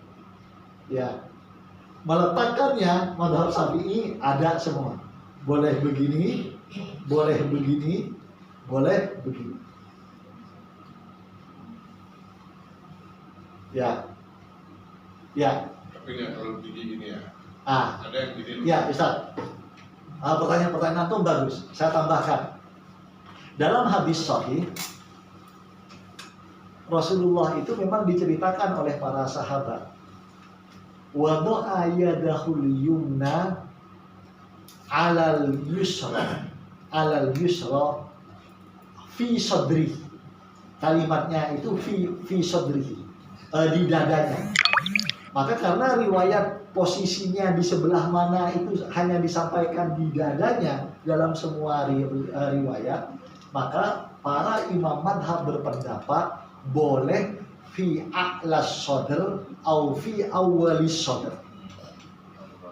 Awwalus sadr itu berarti di atas pusat. Mau begini boleh, mau begini boleh. Ini namanya a'las sadr, ini namanya awwalus sadr. Yang nggak boleh begini di bawah pusat. Kalau itu nggak ada riwayat. Kalau pinggir, kejadian di pinggir. Ya, itu karena riwayatnya fi sadrihi, di dadanya. Nggak disebutkan awalus sadr atau a'las sadr atau yaminus sadr atau wasatis sadr atau shimalus sadr. Enggak. Itu yang kemudian para ulama berdasarkan riwayat itu di dadanya. Miring begini. itu karena itu. Karena alasannya katanya itu waktu itu di zaman Rasulullah masih perang. Ya. Jadi pas nyabut pedang itu alasannya. Itu benar nggak gitu alasannya? Kita dapat, karena saya juga harus tahu dasarnya yang benar-benar ada dasarnya. Jangan cuma kita punya cerita, tapi nggak ada dasarnya, Ustaz. Jadi saya akan tanya pernah, Mas, kenapa sholatnya begini? Kan harusnya begini atau begini. Ya, kenapa miring begini? Jadi ya pas kita terangin juga masuk akal juga. Kalau pedang kan di sini, Ustaz. Nah, misalkan kita lagi ada musuh langsung saat gitu tarik kan, masuk juga begini sholat di sini sholatnya. Kalau dibalik ke pertanyaan Ustaz tadi, Rasulullah kan sholat belasan tahun. Belasan tahun, belasan ribu kali, nggak selalu di masa perang. Kenapa milih versi yang ketika di masa perang? Makanya saya tahu sholat ada orang sholat itu saya tanya dasarnya dari mana? Ya, itu alasannya harus begitu. Kayak gini nak, jadi supaya kita bisa menerangkan kepada orang yang tanya, ini kan, kayak orang yang perang. Ada yang gini tak, ini itu. Nah, ini yang mau saya jelaskan. Yang mau saya jelaskan. Ini yang di luar versi ini. Ini kan hadisnya semua sahih. Ada hadis hasan dipilih oleh Imam Malik. Yang dipilih oleh Imam Malik hadis hasan ini wa arsala yadai. Makanya yang tadi di peta itu yang madhab Maliki di negara mana aja? Negara yang dekat Eropa, Aljazair, Maroko, kemudian Tunis. Orang-orang sana, Ustaz jangan tanyakan. Kalau melihat di Masjidil Nabawi, mereka itu akan Allahu Akbar begini. Tapi Ini kan ketika saya ngaji di Kairo, kuliah di Kairo segala macam kan ketemu sama semua negara. Sama mereka ditanya juga, loh kan hadisnya itu yang tadi saya bilang, wa idza qama minar ruku, kalau Rasulullah itu berdiri dari ruku, wada'a yadaihi kama kana, memposisikan tangannya kembali seperti semula, seperti sebelum ruku. Dia balik nanya ke saya, kamu tadi ketika bersedekap begini, terus ketika idal kenapa nggak dibalikin begini, kenapa diberi begini kan? Paham nggak?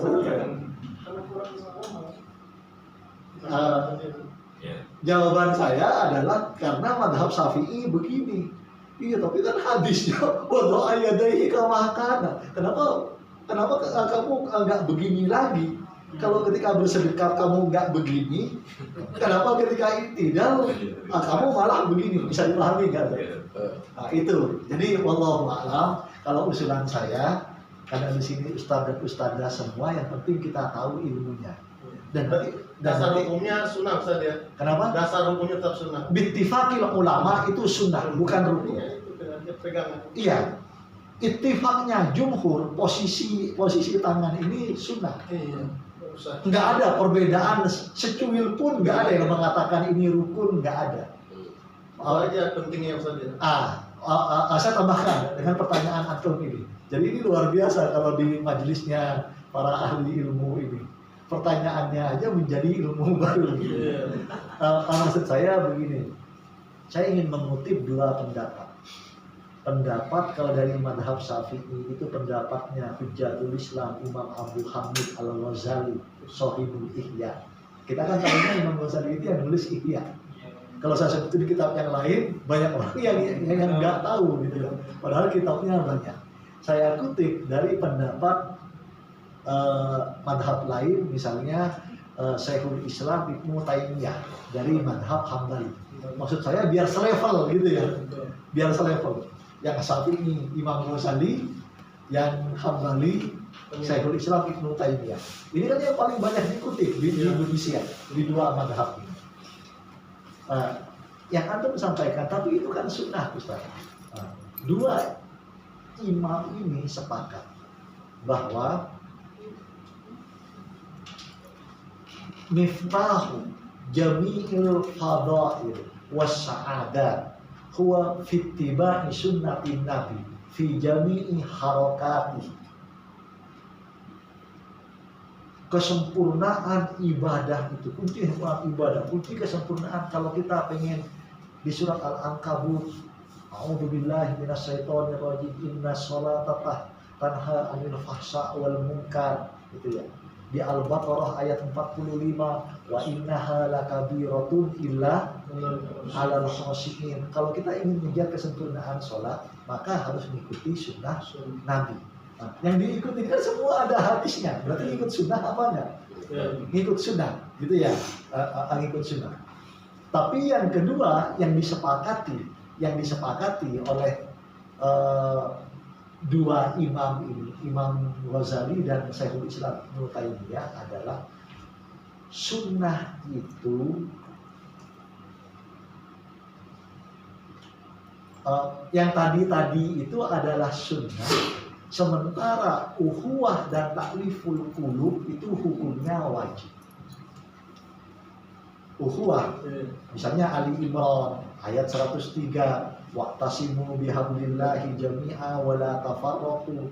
Al-Hujurat ayat 10, innamal mu'minuna ikhwah fa aslihu baina akhwaikum. Berarti apa? Ukhuwah ini hukumnya wajib. Jangan sampai kata Imam Abu Hamid Al-Ghazali dan Syekhul Islam Ibnu Taimiyah, kita ini menghancurkan ukhuwah, merusak takliful qulub hanya karena ngotot-ngototan soal yang sunnah. Paham Ustaz ya? Jadi yang saya cerita tadi, padahal Maliki itu begini Ustaz. Di Masjidil Haram Allahu Akbar begini Ustaz. Di Masjid Nabawi begini mereka, bukan bersedekap. Tapi ini saya kutip yang komentar antum, tapi kan itu sunnah, benar sunnah. Dan yang oleh dua imam besar ini, jangan sampai yang sunnah, yang sebenarnya begini sunnah, sama-sama dapat pahala sunnah. Ngotot-ngototan merusak yang wajib. Wala tafarraqu, Ali Imran 103.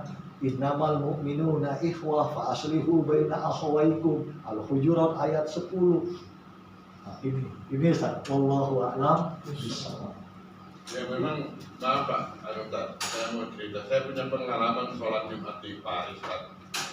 Itu imamnya begini juga. Berarti Tapi itu kebanyakan orang-orang dari Aljazair, Maroko, Indonesia, tapi orang-orang Indonesia biasa aja. ya itu Ustaz, yang saya bilang ini Ustaz. Ini Ustaz. Kalau Anda lihat ini Ustaz. Ini Libya, Aljazair, Tunis, Maroko. Emang madhabnya Maliki Ustaz. Maliki ya. Begini mereka memang gitu.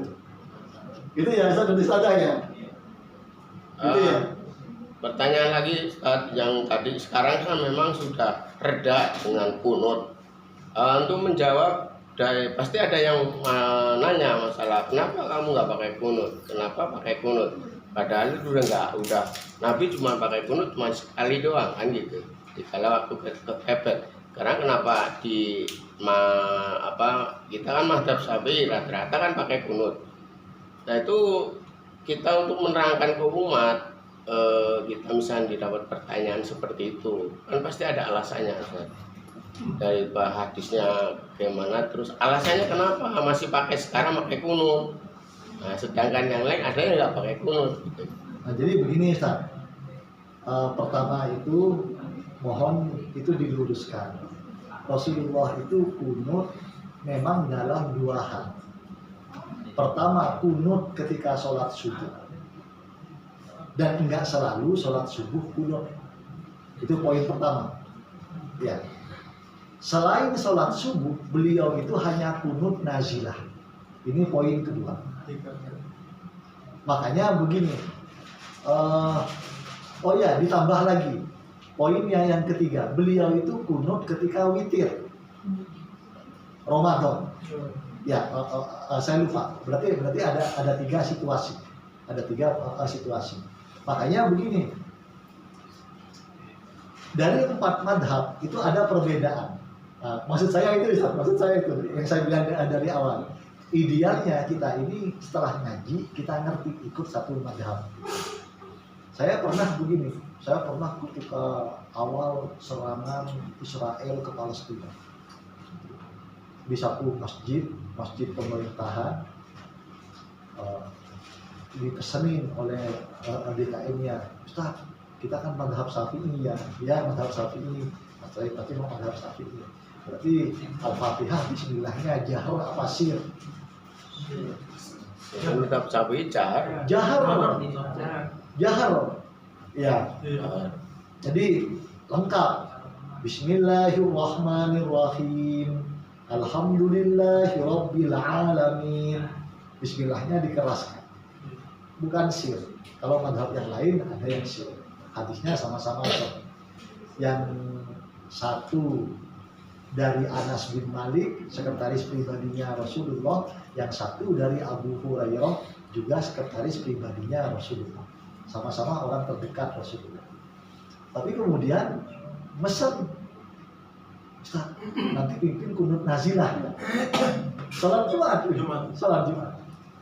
Saya dalam hati, cuman kan kita balik ke komentar Imam Ghazali sama Syekhul Islam Ibnu Taimiyah tadi itu, yang sunnah jangan merusak yang wajib. Ukhuwah itu. Saya dalam hati tadi bilangnya wanti-wanti Syafi'i. Terus kenapa Jumatan kunut? Karena yang Imam Syafi'i itu kunut nazilah pun hanya di sholat subuh. Yang kunut nazilah boleh di semua sholat itu madhab Hambali. Setiap waktu itu. Iya. Setiap 5 waktu itu. Jadi madhab Hambali itu subuh nggak kunut. Yang lain. Tapi kalau nazilah di semua sholat kunut. Jadi yang ada pertanyaan tuh tadi kan Rasulullah itu kunut ketika sengketa sumur, ketika beliau dianiaya oleh orang musyrik, oleh orang Yahudi, maka beliau kunut, namanya kunut nazilah. Nah itu kunutnya di semua sholat. Ini yang diambil oleh madhab Hambali. Bisa dipahami ya Ustaz ya? Nah, bisa dipahami itu. Nah, jadi kenapa sampai sekarang itu kita kunut, bukan kita maksudnya, yang bermadhab Syafi'i kunut di sholat subuh, karena Rasulullah itu di luar kunut nazilah, sholat subuh juga kunut, tapi nggak selalu kunut di sholat subuh. Tapi di sholat subuh beliau kunut walaupun bukan nazilah. Ini yang dipilih oleh Imam Syafi'i. Imam Syafi'i itu sayang untuk melewatkan kunut di sholat subuh karena pernah dicontohkan oleh Rasulullah. Ada ya kasusnya ya? Ada. Yang sholat subuh sekali-sekali itu. Iya. Tapi enggak terus-terusan setiap sholat subuh, enggak. Tapi sholat subuh beliau kunut walaupun bukan nazilah. Kebanyakan berarti.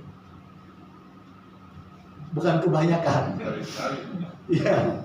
Tapi kan yang diriwayatkan ada katanya gini, sahabat ditanya setelah perang, masihkah ada perangnya Rasulullah? Masih, perangnya itu lebih besar daripada perang yang sekarang ini. Nah, di situ adanya perang hawa nafsu. Makanya disitulah pakai kunut terus, alasannya seperti itu. Enggak, sebenarnya begini ya. Sebenarnya begini. Saya ceritakan pada ustaz semua ya. Jadi Imam Ahmad ketika jamaah subuh ke Imam Syafi'i kunut beliau apa? Oleh murid-muridnya beliau ditanya, ayuhal imam, Anda kan tidak bermadhab kunut sholat subuh, kenapa Anda amin ketika Imam Syafi'i kunut di sholat subuh? Apa jawaban Imam Ahmad? Saya nggak ingin kehilangan kesempatan doa mustajab mengaminkan doa guru saya Muhammad bin Idris As-Syafi'i. Bisa dipahami ya Ustaz?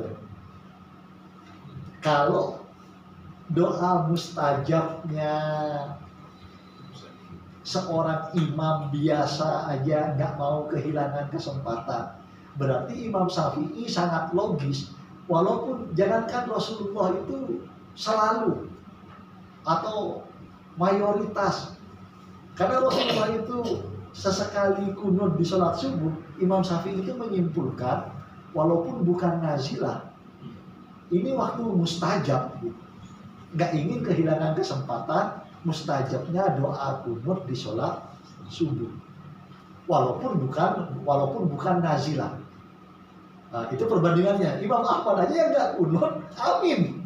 Karena nggak ingin kehilangan kesempatan doa mustajabnya Imam Syafi'i ketika kunut subuh. Walaupun beliau sendiri tidak bermadhab kunut. Itu yang itu. Jadi kalau madhab Hanafi itu witir Ramadan itu kunut.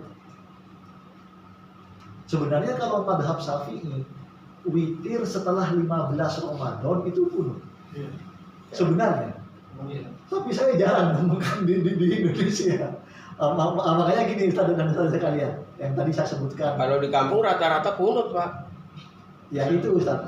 Maksud saya begini, kenapa tadi saya ngutip pendapat Imam Abu Hamid Al-Ghazali dan Syekhul Islam Ibnu Taimiyah. Ini kan masalah sunnah, bukan rukun. Kita ini harus pelan-pelan mengajarkan ilmunya. Ajarkan ilmunya dulu, baru bimbing prakteknya. Nah, ini yang sering ini dibalik. Belum ngajarin ilmunya, belum bimbing prakteknya, nyalahin kebiasaannya. Wah, akhirnya dakwah ini berantem terus gitu Ustaz. Nah, ini padahal urutannya apa? Urutannya itu ajarin dulu ilmunya, yang kedua bimbing prakteknya, baru kalau memang itu nggak ada dalilnya kita luruskan. Selagi ada dalilnya kita jelaskan dalilnya. Seperti tadi ya, kalaupun kita biasa setinggi pundak atau setinggi telinga, Misalnya ada yang tadi ya yang Ustadz sampaikan, ada yang posisinya miring, Miring. ya, bukan pas di tengah begini Miring. atau agak tapi miring gitu. Nah, berarti kita udah tahu sekarang karena hadisnya umum fi sodrihi, nggak ada penjelasan fi awwalis sodri atau fi a'las sodr atau fi yaminis sodr atau fi shimalis sodr, nggak ada. Wallahu a'lam bishawab. Ustaz dan Ustaz yang dirahmati Allah, ini waktunya udah jam 10 lewat seperempat, gimana? Cukup? Ya cukup udah. Sebenarnya satu lagi. Ya. Tadi ditanyakan peta ya, di situ penyebaran ya mazhab pasar Ya. itu yang menentukan kenapa di daerah ini pakai mazhab ini, terus kenapa di Asia Tenggara Syafi'i itu karena apa ya? Ya baik. Ustaz Yunus tadi yang dirahmati Allah, ya, sebelum saya jawab pertanyaan antum ya, ini sebenarnya saya sediakan lengkap posisi tangan ketika sujud, gitu ya. Posisi tangan ketika sujud, di antara opsinya ada yang tangan itu sejajar bahu. Posisi tangannya itu sejajar bahu. Kalau kita sujud seringnya posisi tangan di mana? Yang pertama sejajar bahu. Sejajar bahu ini hadisnya sahih riwayat Imam Tirmidzi, riwayat Imam Ibnu Huzaimah. Ini yang pilihan madhab Syafi'i dan madhab Hambali. Ada yang tangannya lebih ke depan, sejajar telinga. Ini hadisnya sahih riwayat Imam Muslim, riwayat Imam Abu Dawud. Ini yang dipilih madhab Hanafi. Karena digambarkan wa kana sujuduhu baina kafaihi. Rasulullah itu kalau sujud, posisi kepala sujudnya itu di antara kedua telapak tangannya. Berarti posisinya begini. Kalau yang madhab, yang riwayat Tirmidzi dan riwayat Imam Ibnu Huzaimah, wada'a yadayhi fis sujud hadwa mankibaihi. Seluruh pundak telapak tangannya, bukan agak ke depan. Ini diantaranya. Ini pilihan Syafi'i dan Hambali, ini pilihan Hanafi. Ini juga saya jelaskan posisi ruku. Ini kok malah posisi tangan ketika sujud, posisi duduk di antara dua sujud. Nah, ini yang sering jadi perbedaan. Ada namanya iftiros. Iftiros ini hadis riwayat Imam Muslim dan Imam Abu Dawud. Ada namanya ikla. Saya gimana ya memposisikannya?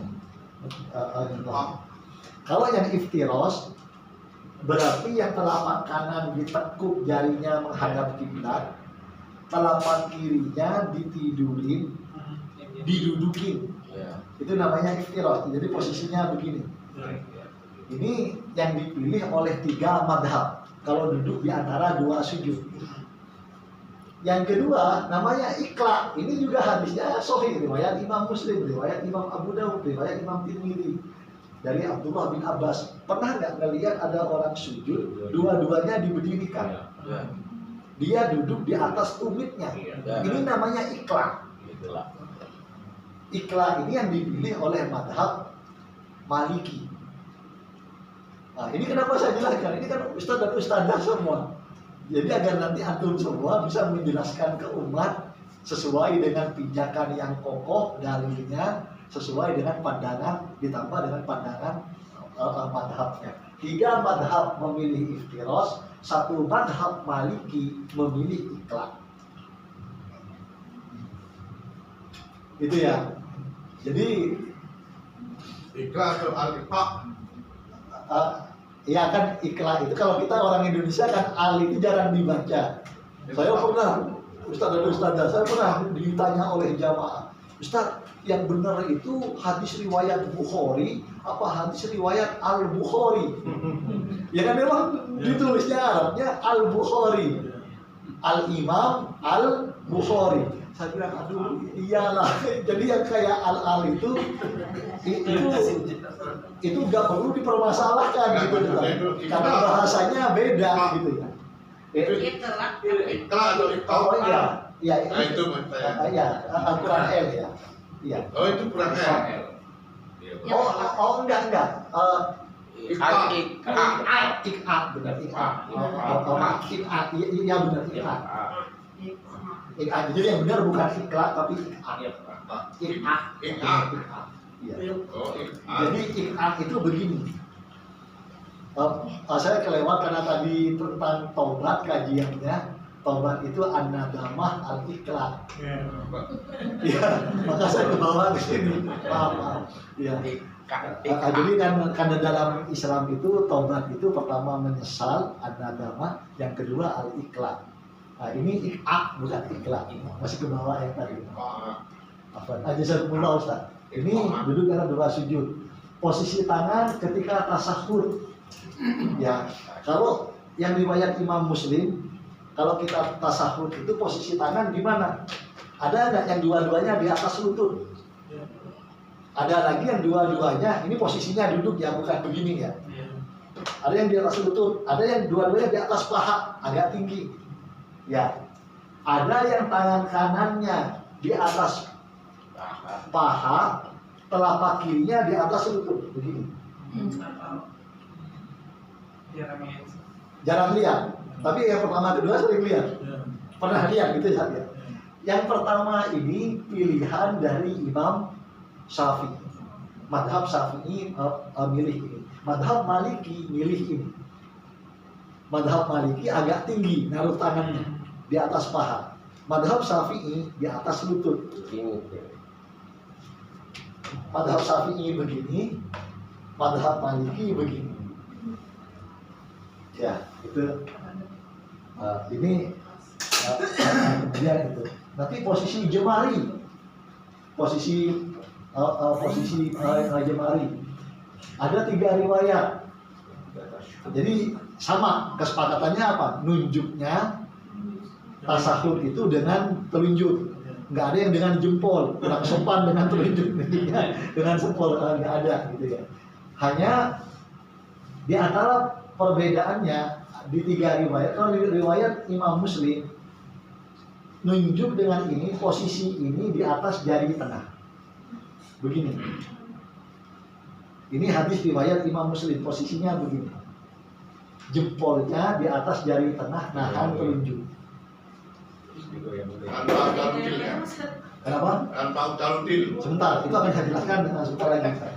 Yang kedua, hadis riwayat Imam Abu Dawud dan Imam Ahmad, asyaro bisababah, asyaro bisababah, menunjuknya dengan jari, kemudian hinsor dan binsornya ditekuk.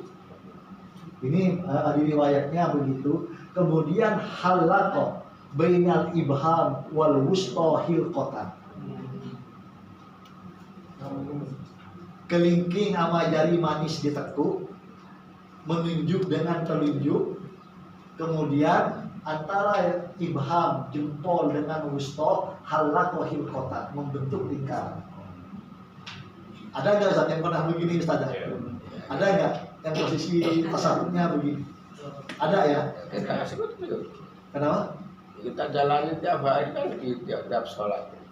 Oh bukan kita Ustaz, maksudnya kita melihat umat, melihat umat, ada nggak yang begini? Nah kalau ada yang begini pakai riwayat ini. Ini secara madhab yang dipilih oleh madhab Hambali. Hambali itu begini. Nah, yang berikutnya yang dipilih oleh madhab Syafi'i ini yang ketiga, hadis sahih riwayat Imam Muslim, asyara bis sababah, kemudian menekuk jami'al asab, ditekuk semua begini. Kalau tadi kan begini yang pertama, jempolnya di atas jari tengah. Kalau yang ketiga ini jempolnya ditekuk juga semua begini. Ini sama. Beda kan, kalau yang pertama begini. Iya, di atas jari tengah. Iya. Wa wada'al ibham 'alal wusta. Dalam hadisnya begitu. Asyara bis sababah, menunjuk dengan telunjuk, wa wada'al ibham, meletakkan jempolnya 'alal wusta, di atas jari tengah. Ini begini yang pertama. Yang kedua, dia itu binsor dan binsornya ditekuk, wahalato al-ibham wal mustahil qotan. Yang ketiga, asar bis sababah, menunjuk dengan ini, dan semua jami al-asabi itu ditekuk. Ini yang Syafi'i.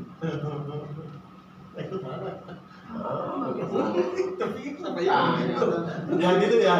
Jadi Ustaz dan Ustazah yang dirahmati Allah. Sebentar. Kalau yang begini gimana? Ya, yang begini itu hadisnya Hasan Liwaini. Hadisnya Hasan Liwaini bahwa Rasulullah itu menggambarkan enggak ada pukulan yang lebih dahsyat bagi setan min tahrikil musalli sababahu fitas. Ternyata siksaan yang paling berat, pukulan yang paling berat bagi setan itu adalah kalau ketika orang sholat menggerakkan tangan ketika tasahudnya. Tapi maksud saya, ini kan balik lagi, ini kan sunnah, Ustaz.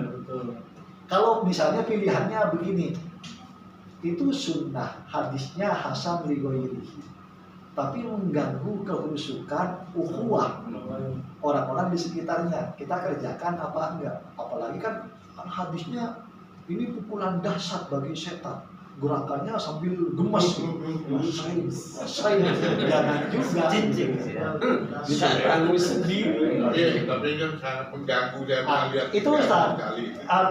Maksud saya begini, tadi kan udah kita sampaikan pendapat dari Imam Abu Hamid Al-Ghazali, pendapat Syekhul Islam Ibnu Taimiyah ini selevel dalam dua madhab yang berbeda. Dua-duanya mengatakan memang kunci kebahagiaan dalam sholat itu mengikuti semua sunnah Nabi dalam semua gerakan. Tapi yang disampaikan beliau berdua itu yang kedua, tapi yang sunnah jangan sampai merusak ukhuwah dan ta'liful qulub. Jangan sampai gara-gara kita ingin mengerjakan yang sunnah, orang-orang di sekitar kita malah nggak khusyuk. Tapi ada Ustaz, merusak kehusukan padahal bukan sunnah. Ingat nggak ketika dulu musim akid, orang ketika tasawuf, ada yang sambil tasawufnya begini. Gosok-gosok batu akik. Akiknya digosok ke celana, itu makin nggak benar.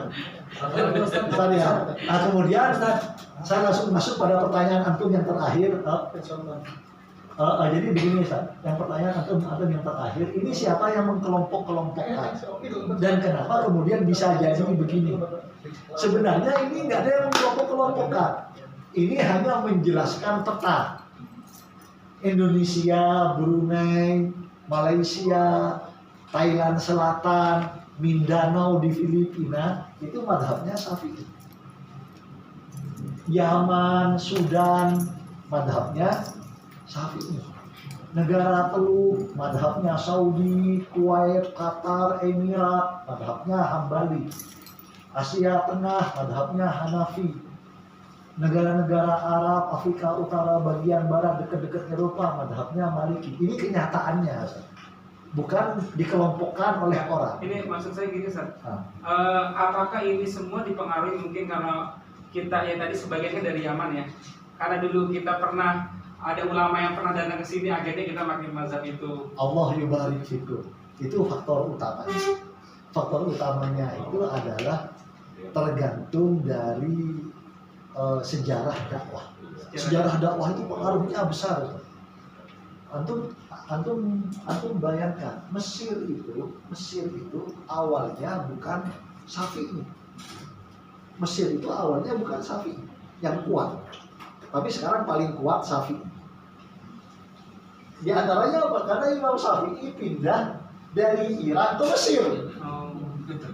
Kalau Imam Syafi'i itu nggak pindah dari Irak ke Mesir, Mesir itu Maliki sampai sekarang.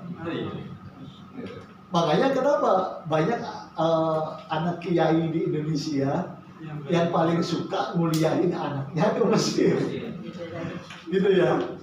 Di antaranya begitu. Jadi faktor itu yang aku sampaikan itu faktor utama, karena ada sejarah dakwah.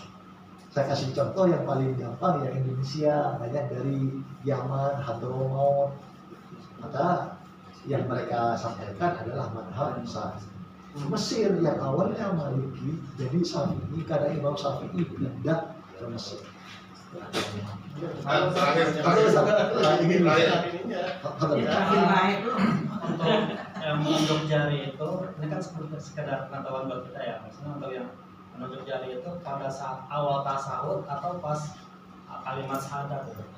Ada yang kan ada yang begitu mulai langsung menunjuk, ada yang pas begitu asyhadu an la ilaha illallah baru dia menunjuk jari. Kalau madhab Syafi'i itu ketika syahadat.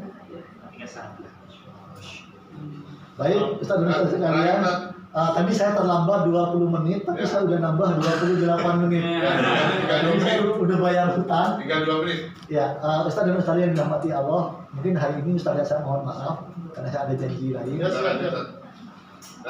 Nanti di berikutnya telat lagi. Ustaz, insya Allah di pertemuan yang akan datang, saya lupa di tanggal berapa jadwal saya, kita akan bahas tentang fikih puasa menurut 4 madhab. Ini kan yang utama nih, agar nanti Ustaz ketika Ustaz dan Ustazah ketika Ramadan kita punya bekal untuk menyampaikan ke umat. Itu ya insya Allah ya. Kurang lebihnya saya mohon maaf kalau ada yang khilaf, ada yang kurang berkenan. Semoga Allah meridhoi kita memberikan ilmu yang bermanfaat, amal soleh untuk kita semua. Amin. Kita tutup dengan hamdalah dan kafaratul majlis. Alhamdulillahirabbil alamin. Subhanallahumma wa bihamdihi asyhadu an la ilaha illa anta astaghfiruka wa atubu ilaik. Billahi taufiq wal hidayah. Wassalamualaikum warahmatullahi wabarakatuh.